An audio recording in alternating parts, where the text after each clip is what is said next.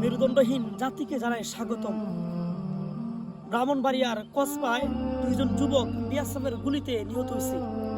2008 সাল থেকে শুরু করে 2026 সাল পর্যন্ত প্রতি বছর বিএসএফের গুলিতে হাজারো হাজারো বাংলাদেশি মানুষ মারা যায়। আজকে যদি পাকিস্তান অথবা চায়নায় যদি এই ঘটনা হইতো, পাকিস্তান এবং চায়নার সৈনিকরা তাদের জনগণকে খুশি করার জন্য একটা যুদ্ধ লেগে যাইত।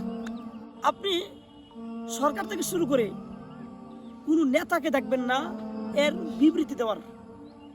আপনি সরকার থেকে শুরু করে কোনো নেতাকে দেখবেন না এই আগ্রাসন বন্ধ করার জন্য কোনো বিবৃতি দেওয়ার জন্য। আমাদের জন্য লজ্জা। এখন আপনি বলতে পারেন বাংলাদেশের মানুষের ইন্ডিয়ার মধ্যে কাজ কি? আপনি বলেন তো দেখি, গ্রাম অঞ্চলে মানুষের কোনো কাজ আছে নাকি?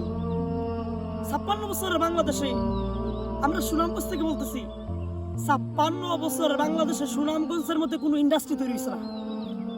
56 বছরের বাংলাদেশে সুনামগঞ্জের মধ্যে কোনো কল কারখানা তৈরি হয়েছে না। 56 বছরের বাংলাদেশে সুনামগঞ্জের মধ্যে কোনো ফ্যাক্টরি তৈরি হয়েছে না। এটা আমাদের জন্য লজ্জার। এটা আমাদের জন্য লজ্জার, দুঃখের বিষয়। আজকে যদি আমরা এই আগ্রাসনের বিরুদ্ধে কথা না বলি, আজকে যদি আমাদের সরকার এই আগ্রাসনের বিরুদ্ধে কথা না বলে, বিবৃতি না দেয়, কঠোর যদি না হয়, তারা আমাদেরকে দুর্বল ভেবে প্রতিনিয়ত হত্যা করবে। 1971 সালে আমরা পাকিস্তান থেকে স্বাধীন হয়ে দেশ তো স্বাধীন করছি, ঠিক আছে, তবে আমরা বড় একটা শত্রুর মুখে ঢুকে গেছি।